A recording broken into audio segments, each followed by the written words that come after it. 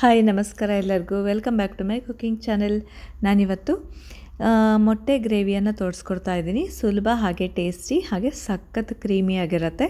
ಬನ್ನಿ ನೋಡೋಣ ಇದಕ್ಕೆ ಏನೇನು ಬೇಕು ಅಂತ. ನೋಡಿ ಇಲ್ಲಿ ಕೊತ್ತಂಬರಿ ಸೊಪ್ಪು, ಪುದೀನ ಸೊಪ್ಪು, ಒಂದು ಹಸಿಮೆಣಸಿಕಾಯಿ, ಕರಿಬೇವು ಸೊಪ್ಪು, ಹಾಗೆ ಶುಂಠಿ ಬೆಳ್ಳುಳ್ಳಿ, 1/4 ಕಪ್ಪು ಮಖಾನ, 1/4 ಕಪ್ಪು ಗೋಡಂಬಿ ತೊಗೊಂಡಿದ್ದೀನಿ. ಹಾಗೆ ಒಂದು ಈರುಳ್ಳಿಯನ್ನು ಕೂಡ ತೊಗೊಂಡಿದ್ದೀನಿ. ಇಲ್ಲಿ ಹಸಿಮೆಣಸಿಕಾಯಿ, ಕರಿಬೇವು ಸೊಪ್ಪು ಹಾಗೆ ಈರುಳ್ಳಿಯನ್ನು ಬಿಟ್ಟು ಉಳಿದಿದ್ದೆಲ್ಲವನ್ನು ಕೂಡ ಈ ಜಾರಲ್ಲಿ ಹಾಕ್ಕೊಳ್ಬೇಕಾಗತ್ತೆ. ಹಾಕ್ಕೊಂಡ್ಬಿಟ್ಟು ಸ್ವಲ್ಪ ನೀರನ್ನು ಆ್ಯಡ್ ಮಾಡಿಕೊಂಡು ಚೆನ್ನಾಗಿ ಇದನ್ನು ಗ್ರೈಂಡ್ ಮಾಡ್ಕೋಬೇಕು. ಇದೇ ಮಸಾಲೆ ಈ ಮೊಟ್ಟೆ ಗ್ರೇವಿಗೆ. ನೋಡಿ, ಇಷ್ಟು ಮೊಟ್ಟೆಯನ್ನು ನಾನಿಲ್ಲಿ ಬೇಯಿಸಿಟ್ಕೊಂಡಿದ್ದೀನಿ. ಅದಕ್ಕೆ ಉಪ್ಪು, ಖಾರ, ಅರಿಶಿನ ಹಾಕಿಟ್ಕೊಂಡಿದ್ದೀನಿ. ನೀವು ಬೇಕಾದರೆ ಈ ಮೊಟ್ಟೆಯನ್ನು ಸ್ವಲ್ಪ ಫ್ರೈ ಕೂಡ ಮಾಡ್ಕೋಬೋದು ಉಪ್ಪು, ಖಾರ, ಅರಿಶಿನ ಹಾಕಿ.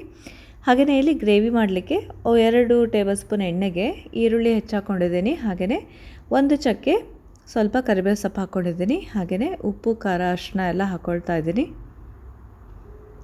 ಹಾಗೆಯೇ 1 ಟೇಬಲ್ ಸ್ಪೂನಷ್ಟು ಧನಿಯಾ ಪುಡಿ ಕೂಡ ಹಾಕ್ಕೊಂಡಿದ್ದೀನಿ. ನೀವು ಹಸಿಮೆಣಸಿಕಾಯಿನ ಈ ಥರ ಒಗ್ಗರಣೆಯಲ್ಲಿ ಕೂಡ ಹಾಕ್ಕೊಳ್ಬೋದು ಅಥವಾ ರುಬ್ಲಿಕ್ಕೂ ಕೂಡ ಹಾಕ್ಕೊಳ್ಬೋದು. ನೋಡಿ ಫ್ರೆಂಡ್ಸ್, ಈಗ ಈ ರುಬ್ಬಿದ ಮಸಾಲೆಯನ್ನು ಕೂಡ ಹಾಕ್ಕೊಂಡಿದ್ದೀನಿ. ಈರುಳ್ಳಿ ಎಲ್ಲ ಫ್ರೈ ಆದಮೇಲೆ ಈ ರುಬ್ಬಿದ ಮಸಾಲೆ ಹಾಕ್ಕೊಳ್ಬೇಕಾಗತ್ತೆ. ನೋಡಿ, ಇದಕ್ಕೀಗ ಈ ರುಬ್ಬಿದ ಮಸಾಲೆ ಎಲ್ಲ ಕುದೀತಾ ಇದ್ದ ಹಾಗೆಯೇ 2 ಟೇಬಲ್ ಸ್ಪೂನು ಮೊಸರನ್ನ ಚೆನ್ನಾಗಿ ಬೀಟ್ ಮಾಡಿಕೊಂಡು ಹಾಕ್ಕೊಳ್ಳಿ. ಹಾಗೆಯೇ ಇದಕ್ಕೆ ಗರಂ ಮಸಾಲ ಒಂದು 1/4 ಟೀ ಸ್ಪೂನಷ್ಟು ಹಾಕ್ಕೊಂಡಿದ್ದೀನಿ. ನೀವು ಅರ್ಧ ಟೀ ಸ್ಪೂನ್ ಕೂಡ ಹಾಕ್ಕೊಳ್ಬೋದು. ಹಾಗೆಯೇ ಈ ಗ್ರೇವಿ ಆಗ್ತಿದ್ದ ಹಾಗೆಯೇ ಲಾಸ್ಟಿಗೆ ಈ ಮೊಟ್ಟೆಯನ್ನು ಹಾಕ್ಕೊಳ್ಬೇಕಾಗತ್ತೆ. ನಾನು ಮೊಟ್ಟೆಯನ್ನು ಎಣ್ಣೆಯಲ್ಲಿ ಫ್ರೈ ಮಾಡಿ ಹಾಕ್ಕೊಳ್ತಾ ಇಲ್ಲ. ನೀವು ಬೇಕಾದರೆ ಫ್ರೈ ಮಾಡಿ ಹಾಕ್ಕೊಳ್ಬೋದು, ಚೆನ್ನಾಗಿರುತ್ತೆ. ನೋಡಿ, ಇದಕ್ಕೆ ಉಪ್ಪನ್ನು ಕೂಡ ಹಾಕ್ಕೊಂಡಿದ್ದೀನಿ. ನೋಡಿ ಫ್ರೆಂಡ್ಸ್, ಸುಲಭ ಹಾಗೆ ಟೇಸ್ಟಿಯಾದ ಮೊಟ್ಟೆ ಗ್ರೇವಿ ರೆಡಿಯಾಗಿದೆ. ನೀವು ಕೂಡ ಮನೆಯಲ್ಲಿ ಖಂಡಿತ ಟ್ರೈ ಮಾಡಿ ನೋಡಿ, ಚೆನ್ನಾಗಿರುತ್ತೆ. ಈ ಮೊಟ್ಟೆ ಗ್ರೇವಿ ಜೊತೆ ನಾನಿವತ್ತು ಚಪಾತಿ ಮಾಡ್ಕೊಳ್ತಾ ಇದ್ದೀನಿ. ಚಪಾತಿಗೆ ಗೋಧಿ ಹಿಟ್ಟು ಮತ್ತು ಬಾರ್ಲಿ ಹಿಟ್ಟನ್ನು ಹಾಕ್ಕೊಂಡಿದ್ದೀನಿ. ಯಾವಾಗಲೂ ಈ ಗೋಧಿ ಹಿಟ್ಟಿನ ಜೊತೆ ಇನ್ನೊಂದು ಮಿಲ್ಲೆಟ್ ಫ್ಲೋರನ್ನು ಆ್ಯಡ್ ಮಾಡ್ಕೊಳ್ಳಿ. ಇದರಿಂದ ಆರೋಗ್ಯಕ್ಕೆ ತುಂಬಾ ಒಳ್ಳೆಯದು.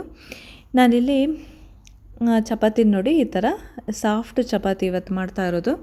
ಇದಕ್ಕೆ ಈ ಥರ ಲಟ್ಟಿಸ್ಕೊಂಡ್ಬಿಟ್ಟು ಸ್ವಲ್ಪ ತುಪ್ಪವನ್ನು ಈ ಥರ ಅಪ್ಲೈ ಮಾಡ್ಕೊಳ್ತಾ ಇದ್ದೀನಿ. ನೋಡಿ, ಇದನ್ನು ಈ ಥರ ಫೋಲ್ಡ್ ಮಾಡ್ಕೋಬೇಕಾಗತ್ತೆ. ಈಗ ಈ ಬುಕ್ ಫೋಲ್ಡ್ ಅಂತ ಹೇಳ್ತೀವಲ್ಲ, ಆ ಥರ ಈ ಥರ ಫೋಲ್ಡ್ ಮಾಡಿಕೊಂಡು ನೋಡಿ, ಅದರ ಮೇಲೂ ಕೂಡ ತುಪ್ಪ ಹಚ್ಕೊಂಡಿದ್ದೀನಿ. ಹಾಗೆಯೇ ಎಗ್ ರೋಲ್ ಮಾಡ್ಕೋಬೇಕಾಗತ್ತೆ. ಈಗ ಇದನ್ನು ಸೆಂಟ್ರಲ್ಲಿ ನೋಡಿ ಈ ಥರ ವಿಡಿಯೋದಲ್ಲಿ ತೋರಿಸ್ಕೊಡ್ತಾ ಇದ್ದೀನಲ್ಲ, ಈ ಥರ ಕಟ್ ಮಾಡಿಬಿಟ್ಟು ಈ 2 ಚಪಾತಿಯನ್ನು ಮಾಡ್ಕೋಬೋದು. ತಿನ್ನಲಿಕ್ಕೆ ಈ ಚಪಾತಿ ಕೂಡ ಸಾಫ್ಟಾಗಿರುತ್ತೆ. ಈ ರೀತಿ ಕೂಡ ಒಂದು ಸಲ ಟ್ರೈ ಮಾಡಿ ನೋಡಿ. ಮೊಟ್ಟೆ ಗ್ರೇವಿ ಅಂತೂ ಸಖತ್ತು ಟೇಸ್ಟಿಯಾಗಿದೆ. ಹಾಗೆಯೇ ವೆರಿ ಕ್ರೀಮಿ ಆಗಿರುತ್ತೆ ಫ್ರೆಂಡ್ಸ್. ಟ್ರೈ ಮಾಡಿ ನೋಡಿ.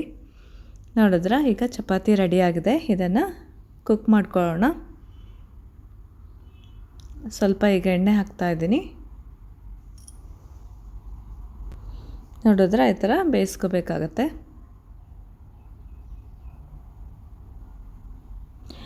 ಇದನ್ನು ಈ ಚಪಾತಿಗೂ ಹಾಗೆಯೇ ಈ ಮೊಟ್ಟೆ ಗ್ರೇವಿಗೂ ಕಾಂಬಿನೇಷನ್ ಸಖತ್ತಾಗಿತ್ತು. ಇದು ಕೂಡ ಸಾಫ್ಟಾಗಿ ಬರುತ್ತೆ. ನಿಮಗೆ ಮೈದಾ ಎಲ್ಲ ಆ್ಯಡ್ ಮಾಡಿಕೊಂಡ್ರೆ ಈ ಲೇಯರ್ಸ್ ಎಲ್ಲ ಸಖತ್ತಾಗಿ ಕಾಣಿಸುತ್ತೆ. ನೋಡಿ, ಈ ಚಪಾತಿ ಎಷ್ಟು ಸಾಫ್ಟಾಗಿದೆ ಅಂತ ಗೊತ್ತಾಗುತ್ತೆ. ಹಾಗೆಯೇ ಲೇಯರ್ಸ್ ಕೂಡ ನೀವು ನೋಡ್ಬೋದು. ಚಪಾತಿ ಈ ನಾರ್ಮಲಾಗಿ ಮಾಡ್ತೀವಲ್ಲ ಚಪಾತಿ, ಅದಕ್ಕಿಂತ ಕೂಡ ಇದು ತುಂಬಾ ಸಾಫ್ಟಾಗಿರುತ್ತೆ. ನಾನಿಲ್ಲಿ ಇನ್ನೊಂದು ಚಪಾತಿಯನ್ನು ಮಾಡಿ ತೋರಿಸ್ತಾ ಇದ್ದೀನಿ. ಬುಕ್ ಫೋಲ್ಡ್ ಮೆಥಡಲ್ಲಿ ಆ ಥರ ಫೋಲ್ಡ್ ಮಾಡಿಬಿಟ್ಟು ಆಮೇಲೆ ರೋಲ್ ಮಾಡ್ಕೊತೀವಲ್ಲ, ಆದಮೇಲೆ ಕಟ್ ಮಾಡೋದು ಬೇಡ, ಹಾಗೆಯೂ ಕೂಡ ಮಾಡ್ಕೋಬೋದು ಕಟ್ ಮಾಡ್ದೇನು. ನೋಡಿ ಫ್ರೆಂಡ್ಸ್, ಈಗ ಈ ಒಂದು ಚಪಾತಿ ಕೂಡ ರೆಡಿಯಾಗಿದೆ. ಈ ಚಪಾತಿಗೆ ಸ್ವಲ್ಪ ನೀವು ತುಪ್ಪವನ್ನು ಅಪ್ಲೈ ಮಾಡಿ ಸರ್ವ್ ಮಾಡಿ, ಇನ್ನೂ ಸಖತ್ ಸಾಫ್ಟಾಗಿರುತ್ತೆ. ಓಕೆ ಫ್ರೆಂಡ್ಸ್, ಈ ರೆಸಿಪಿ ನಿಮಗೆ ಇಷ್ಟ ಆದಲ್ಲಿ ಒಂದು ಲೈಕ್ ಕೊಡೋದನ್ನು ಮರಿಬೇಡಿ. ಹಾಗೆ ಮನೆಯಲ್ಲಿ ಖಂಡಿತ ಟ್ರೈ ಮಾಡಿ ನೋಡಿ. ಇನ್ನೊಂದು ರೆಸಿಪಿ ಜೊತೆ ಮತ್ತೆ ಭೇಟಿಯಾಗೋಣ. ಬಾಯ್.